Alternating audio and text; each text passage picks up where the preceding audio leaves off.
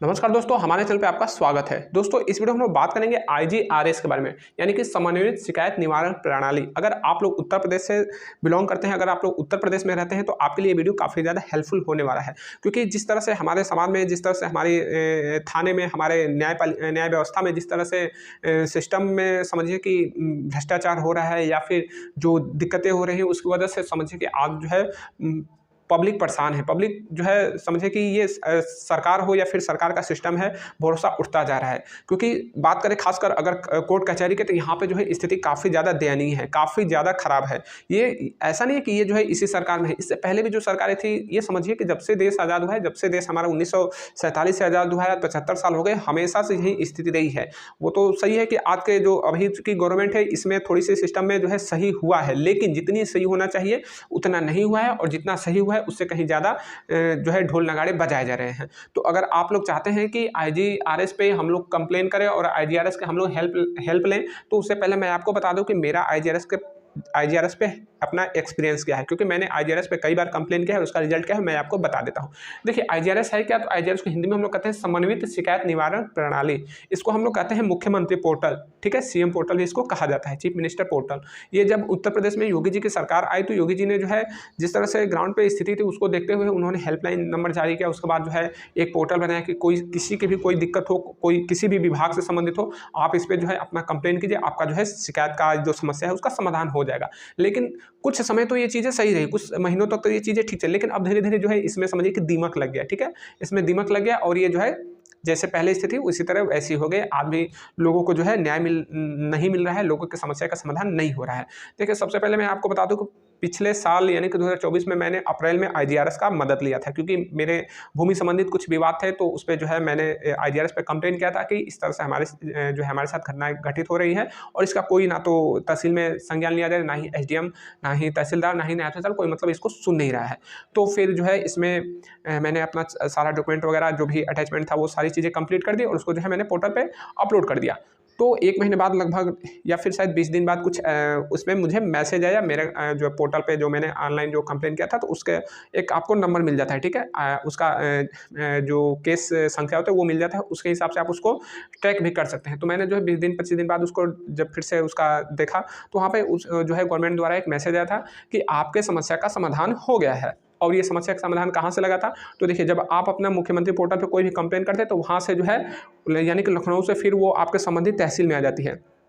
या फिर तहसील का अगर मैटर नहीं है, अगर मान लीजिए किसी भी विभाग का है, तो आपका तहसील लेवल पे जो विभाग होगा उसमें वो आ जाएगा, यानी कि आपके तहसील में आ जाता है, और उस विभाग में वो जो है हैंडल हो जाता है। तो मेरा भूमि विवाद था, तो मेरा जो है तहसील में आया, और तहसील में तहसीलदार के पास है। तो तहसीलदार ही यहाँ से फिर अपना रिपोर्ट लगाता है। तो तहसीलदार ने यहाँ से रिपोर्ट लगा दी कि सब कुछ सही हो गया है, जो मामला था उसका निस्तारण कर दिया।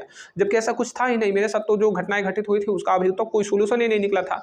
तो फिर मैंने देखा, तो मैं जो है गया अपना एसडीएम से भी बात किया कि सर इस तरह से मैंने एजेंट कंप्लेन किया, कुछ ऐसा नहीं हुआ।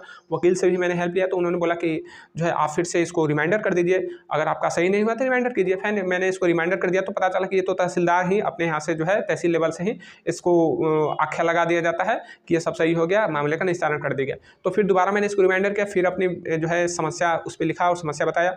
फिर 1 महीने बाद वहाँ पे जो है ये चीज़ें आ गई, और वहाँ पे फिर बताया गया कि आपका समस्या का समाधान हो गया। फिर वही स्थिति, जबकि कुछ हुआ ही नहीं था, मैंने भी उसमें अपना कंप्लेन दोबारा रिमाइंडर किया, उसमें लिखा कि जो है यहाँ पे झूठे रिपोर्ट लगाए जा रहे हैं, कोई भी समस्या का समाधान नहीं हो रहा है, केवल और केवल लोगों को गुमराह किया जा रहा है। इस तरह से मेरे साथ भी हो रहा है। फिर मैंने उसको जो है रिमाइंडर किया, तो फिर उसके बाद भी रिपोर्ट आया कि जो है समस्या का समाधान हो गया। ये मतलब कि यही सिलसिला चलता रहा, और आज भी ये सिलसिला चल रहा है। तो अगर आप लोग भी लगता है कि आईजीआरएस से बहुत बड़ा जो है सपोर्ट हो रहा है, कुछ नहीं हो रहा है, आईजीआरएस का ग्राउंड पे स्थिति बहुत खस्ता हाल है, ठीक है, कोई सुनने वाला नहीं है। चाहे आप तहसील का आपका मैटर हो, तो तहसील में जाएंगे, वहाँ पर भी आपका कोई सुनने वाला नहीं है। देखिए, कुल मिलाकर कहा जाए तो जिसके पास पैसा है वह न्याय व्यवस्था को खरीद सकता है। ठीक है, एक बार नोट कर लीजिए कि जिसके पास पैसा है वह न्याय व्यवस्था को, प्रशासन को खरीद सकता है। ये मैंने खुद अपने जो है एक्सपीरियंस से मैं आपको बता रहा हूँ कि सिस्टम इतनी बेकार हो गई है। जिसके पास पैसा है वो सारी चीज़ अपना कर रहा है। अगर आप सही हैं और आप चाहते हैं कि हमारा काम सही है, फिर भी हमें जो है परेशान किया जा रहा है, तो आपको न्याय मिल जाए, नहीं मिलेगा। अगर सही है और आपके पास पैसे नहीं है, तो आपको न्याय नहीं मिलेगा। अगर पैसे है तो मिलेगा। तो समझिए कि सही काम को करवाने के लिए भी पैसे देने पड़ रहे हैं, और गलत काम को करवाने के लिए तो 100% पैसे देने ही पड़ रहे हैं वर्तमान सिस्टम में। ठीक है, तो आईजीआरएस का यही रिजल्ट है। तो आप आईजीआरएस के चक्कर में मत पड़िए, सीएम पोर्टल को जो है इसको रफा दफा कीजिए, ये आपका हेल्प करने वाला नहीं है। अगर आपका भूमि से संबंधित मैटर हो या फिर जो भी मैटर हो, आप तुरंत जो है कोर्ट में जाइए, ठीक है। चाहे आपका सेशन कोर्ट का मैटर हो या फिर डिस्ट्रिक्ट कोर्ट का, सिविल कोर्ट, जो भी हो, जैसा भी मैटर हो, चाहे दीवानी हो फौजदारी है, आप जाइए अपने एक वकील हायर कीजिए, वहाँ से उनको बताइए कि इस तरह से हमारी समस्या है, IGRS पोर्टल से भी हेल्प या कुछ नहीं हुआ, तो वो जिस तरह से आपको राय देंगे उस तरह से आप काम कीजिए, ठीक है। उसके बाद देखिए थोड़ा सा विलम्ब ही होगा, लेकिन आपको जो है एक ना एक दिन न्याय मिलेगा। लेकिन इतना ज़्यादा विलम्ब भी हो जाता है न्याय में कि कोई न्याय नहीं रहता है। भूमि से संबंधित आपका जो विवाद होता है, जो सिविल कोर्ट में जो मैटर होते हैं, वो बहुत लंबे चलते हैं। कुछ मैटर तो 20-20 साल 30-30 साल चलते हैं। तो समझिए फिर वैसे न्याय व्यवस्था से हमें क्या फ़ायदा, जो कि आ रहे हैं कई पीढ़ियाँ बीत जाने के बाद, तो फिर वैसे न्याय पाकर हमें क्या मिलेगा? कुछ नहीं मिलेगा। तो स्थिति जो है बहुत ही बेकार है। ये जो है इंडिया को इसीलिए लोग छोड़ रहे हैं। इंडिया छोड़ के लोग कनाडा जा रहे हैं, अमेरिका जा रहे हैं, तो केवल यही कारण है कि उनको जो है वहाँ पे सैलरी ज़्यादा मिल रही है, वहाँ की जो है व्यवस्थाएं भी उनको सही मिल रही है, वहाँ पे अपराध का लेवल जो है इंडिया से कम है, वहाँ पे रोजगार के अवसर ज़्यादा है, और भी वहाँ पे जो सामाजिक चीज़ें हैं, जो स्वास्थ्य व्यवस्था है, जो शिक्षा का वहाँ का लेवल है, वो काफ़ी चीज़ें सही है। तो यहाँ पे कोई व्यक्ति पढ़ लिख कर जो है अच्छा खासा जो है टैलेंट उसके पास है और वो चाहता है कि इंडिया में है, लेकिन उसके जो व्यवस्थाएं हैं, आसपास की जो प्रशासनिक स्थितियाँ है और जो राजनीतिक स्थितियाँ है, उतना ज़्यादा उसको परेशान कर देगा कि वो जो है इंडिया छोड़ के भाग ही जाएगा। क्योंकि हर कोई चाहता है कि उसका फैमिली सुरक्षित रहे, उसका जो है बिजनेस सुरक्षित रहे। अगर बिजनेस ही सुरक्षित नहीं रहेगा तो फिर उसके पास पैसे कहाँ से आएंगे, और पैसे नहीं रहेंगे तो फिर फैमिली का वो केयर कैसे करेगा। तो फैमिली और पैसा दोनों जरूरी होते हैं। तो इसीलिए इंडिया को लोग छोड़ रहे हैं, क्योंकि यहाँ की जो ग्राउंड पे स्थिति है ना, बहुत बेकार है। भारत का जो है संविधान जो है अभी बहुत बड़ा, संविधान को लोग कहते हैं कि ये संविधान हमारा देश में नहीं रहता तो आज देश ऐसा नहीं रहता। हमारा संविधान जो है लोगों को मजबूत बना है। भैया संविधान कुछ नहीं कर रहा है, संविधान की वजह से तो देश इस तरह से इस स्थिति में पहुंचा है। संविधान में बहुत ज़्यादा समझिए कि संशोधन की जरूरत है और सुधार की जरूरत है, क्योंकि संविधान में जो सबसे बड़ा संशोधन होना चाहिए वो होना चाहिए चुनाव प्रक्रिया। अच्छा देखिए 1950 से हमारे देश में संविधान लागू है, लेकिन संविधान से हमें मिला क्या? ठीक है, 1950 से संविधान लागू हुआ, अब आज कितना हो गया? 2025, 75 साल हो गए, ठीक है। 75 साल में हमें देश को क्या मिला? देश की जो समस्या थी पहले, जो बेरोजगारी था, भ्रष्टाचार था, महंगाई था, गरीबी था, ये चीज़ें खत्म हुई। खत्म क्या, उसमें सुधार भी नहीं हुआ। खत्म तो बहुत बड़ी चीज़ हो जाएगी, उसमें कमी भी नहीं आई। बेरोजगारी बढ़ती गई, आज भी बेरोजगारी बढ़ रही है, जनसंख्या बढ़ती गया, या फिर भ्रष्टाचार बढ़ता गया, गरीबी वैसे की तैसी आज भी पड़ी है। केवल कागज़ में भारत को 5वीं अर्थव्यवस्था बना देना कोई बहुत बड़ी बात नहीं। कागज़ में तो कुछ भी लिखा जा सकता है, लेकिन ग्राउंड पे कहाँ दिख रहा है, लोगों को कहाँ विकास हो रहा है? तो जब जो मानवीय सूचकांक है जो नहीं बढ़ रहा है, जो लोगों की